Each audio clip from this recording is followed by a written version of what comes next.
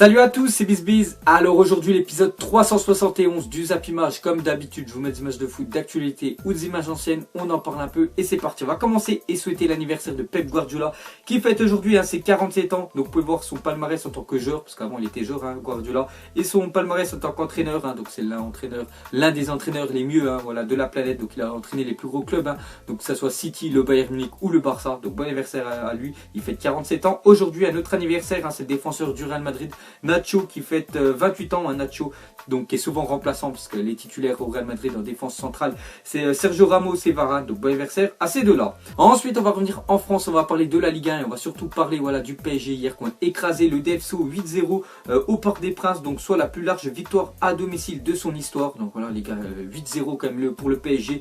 Donc je crois 4 buts de Neymar, un but de Cavani, un doublé de Angel Di Maria et un but de Kylian Mbappé. Donc voilà l'attaque parisienne a chacun au moins marqué minimum un but, donc leur plus grosse victoire au Parc des Princes. Je crois à l'extérieur il y a 3-4 ans ils ont mis aussi une sacrée raclée à 3, je crois qu'ils ont gagné 9-0 là-bas. Donc on voit que le PSG sans respect bien sûr pour ses adversaires. On va continuer avec le PSG et surtout Neymar, on va en parler pas mal parce que marquer 4 buts et faire 2 passes D sur un match, c'est énorme quand même. Donc la forme de Neymar sur les 5 derniers matchs, donc à chaque fois il est minimum impliqué soit sur un but soit sur une passe D, donc vous pouvez voir que Neymar il est en super forme ces temps-ci. On continue avec Neymar avec Paris, donc depuis son arrivée c'est 23 matchs au PSG. Neymar c'est quand même 24 buts, donc c'est plus d'un ratio de 1 but par match pour Neymar et 16 passes décisives, donc actuellement le meilleur joueur parisien, il n'y a rien à dire et c'est normal, ils l'ont acheté plus de 200 millions d'euros, c'est pour qu'il soit vraiment bon et on l'attend surtout bien sûr en Ligue des Champions. Ensuite l'attaque du PSG cette saison, donc Neymar, Cavani, Mbappé et Di Maria, donc les 4, vous pouvez voir ces stats incroyables qu'ils ont. Donc Neymar on en a parlé, Cavani 26 buts et 5 passes D, bon après les passes D pour Cavani lui c'est plus un finisseur, il fait pas trop de passes D. Sinon Mbappé 15 buts et 13 passes aussi pour la deuxième plus grosse recrue du PSG, et Di Maria ces temps-ci ça va beaucoup mieux aussi pour lui. Hier il a encore marqué un doublé, je crois qu'il a fait une passe D, donc 9 buts et 9 passes D. Ensuite le PSG est la meilleure équipe d'Europe cette saison avec 106 buts inscrits. Donc voilà le PSG les gars a déjà dépassé la barre des 100 buts cette saison, donc ce qui est énorme parce qu'on peut voir que c'est la première fois qu'il dépasse aussi vite. Donc match pour atteindre 100 buts, Paris n'a jamais fait aussi bien. Donc cette saison les gars ils ont seulement fait 31 matchs pour dépasser 100 buts, ils sont déjà à 106 donc ils sont vraiment en train de tout pulvériser. Vous pouvez voir les années précédentes, par exemple en 2012-2013 le PSG a dû faire 54 matchs sur cette saison-là pour atteindre les 100 buts, alors que cette année il aura fallu quand même 23 matchs de moins. Ensuite à parler de Edinson Cavani devient à égalité avec Zlatan Ibrahimovic, le meilleur buteur de l'histoire du PSG, 156 buts. Donc il a rejoint Zlatan qui était à 156 buts et Zlatan c'était le meilleur buteur du PSG. Donc actuellement ils sont ex-aequo, donc le prochain but de Cavani il deviendra le meilleur buteur du PSG. On en parlera un petit peu après, il aurait pu devenir hier si Neymar lui aurait laissé le péno, on en parlera après. Ensuite on continue avec Neymar, donc regardez la une journal L'équipe, donc c'est marqué One Man Show et on peut voir que Neymar a reçu la note de 10 sur 10 dans l'équipe du jour après son match face à Dijon hier. Donc c'est vraiment très rare pour qu'un joueur obtienne la note de 10 sur 10. Le dernier joueur en Ligue 1 qui avait obtenu cette note là, je crois c'était l'attaquant de Nice. Nice s'est imposé je crois 7-2 à Guingamp et l'attaquant de Nice, je me souviens plus trop comment il s'appelait, Eduardo, je crois il avait marqué 5 buts dans le match. Donc voilà, c'est vraiment très rare d'avoir 10 sur 10 dans le journal L'équipe et Neymar l'a eu avec son match extraordinaire hier. Donc vous pouvez voir les notes du match, donc Neymar 10, Cavani 6, Di Maria 8, vraiment pas mal Di Maria ces temps-ci. Et on peut voir les notes côté Dijon avec Marié 1 et le gardien Baptiste René a quand même eu 4 parce qu'il a sauvé quand même pas mal de frappes parisiennes. Ensuite on continue cette fois-ci avec une déclaration de l'entraîneur de Dijon, donc Dalloglio. Il a dit: prendre 8 buts de cette manière, on a honte de ce qu'on a fait, on avait l'impression d'être des petits garçons face à des adultes. Donc c'est vrai que 8-0 c'est vraiment sévère Donc moi je suis abonné quand même à Dijon, je vais souvent les voir jouer et je sais qu'à l'extérieur ça va pas du tout. À domicile on arrive bien mais à l'extérieur c'est calamiteux. On a bien vu qu'hier il y avait vraiment une différence de monde, d'espace entre ces deux équipes là. Mais 8 ça fait quand même pas mal. Ensuite une déclaration de Meunier, il a dit: si on gagne dimanche on peut prendre 14 points d'avance, c'est immense. À ce rythme là le PSG peut être champion en mars. Donc c'est vrai que dimanche très gros match je pense pour le PSG, ce sera pas le match d'hier parce que dimanche il se déplace à l'Olympique Lyonnais, actuel je crois 2 ou 3e de la Ligue 1, donc vraiment très gros choc. Et c'est vrai que si le PSG s'impose dimanche à Lyon ça ferait 14 points d'avance, donc on peut dire que la Ligue 1 serait déjà pliée. Ensuite jeter un coup d'œil aux autres résultats de cette journée de Ligue 1. Donc on peut voir que Lyon sont imposés à Guingamp, pourtant Guingamp c'est plutôt solide à domicile, belle victoire lyonnaise. On peut voir que Metz sont imposés 3-0 face à Saint-Etienne, donc Saint-Etienne a toujours la crise. Pourtant il y avait Yann M'Vila, la nouvelle recrue de Saint-Etienne qui était déjà titulaire hier, mais bon ça n'a rien fait. Donc Metz je crois il reste sur 5 matchs sans défaite, ce qui est pas mal. Il faut vraiment une une remontée au classement, ce qui est pas mal. Sinon, vous pouvez voir le reste des résultats. Donc aussi, il y avait en FA Cup, vous pouvez voir les résultats. Donc Chelsea 1 partout face à Norwich, et aussi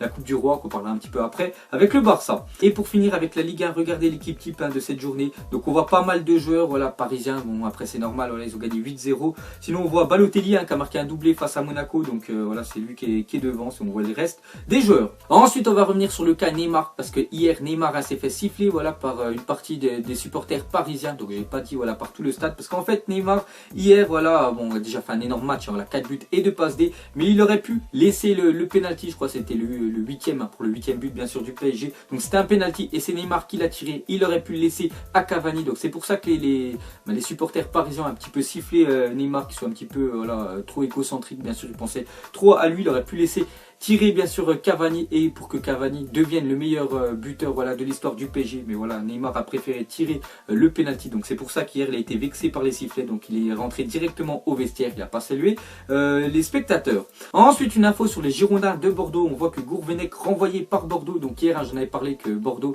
allait sûrement virer, voilà, Gourvenec à cause des mauvais résultats. Et le lendemain, voilà, c'est officiel. Donc il est licencié par le club. Donc dans quelques jours, voilà, Bordeaux va avoir un nouveau coach. Ensuite, on va prendre direction l'Espagne. On va parler du Barça hier, qui sont inclinés 1-0 voilà, en quart de finale de la Coupe du Roi. Et surtout, c'était le derby, voilà, de Barcelone. C'est l'Espagnol qui recevait le Barça. Donc Barcelone n'avait plus perdu le moindre match, toute compétition confondue, depuis le 16 août 2017. Donc c'était le match face au Real Madrid de Super Coupe d'Espagne. Donc voilà, première défaite, on peut dire cette saison, voilà, pour le Barça. Et on peut voir que malheureux face à Diego Lopez ce soir, Lionel Messi a raté son 3e penalty sur 6 tentés cette saison. Donc voilà, une mauvaise nouvelle pour Messi. Il a vraiment du mal à marquer les pénaltys. Pourtant il y a des gens vraiment qui kiffent ça. Je pense à Alexandre Lacazette, voilà, qui est lui qui en loupe jamais. Mais voilà, Messi a déjà 3 loupés sur 6 tentatives. Ensuite, une déclaration de Pelé sur Cristiano Ronaldo et Lionel Messi. Donc il a dit: Ronaldo parvient à inscrire des buts tandis que Messi offre des passes décisives et crée du jeu. Et en plus de marquer, au final il n'y a aucun doute que Messi est le meilleur. Donc voilà, pour Pelé, peut-être l'un des meilleurs joueurs de l'histoire du foot, voilà.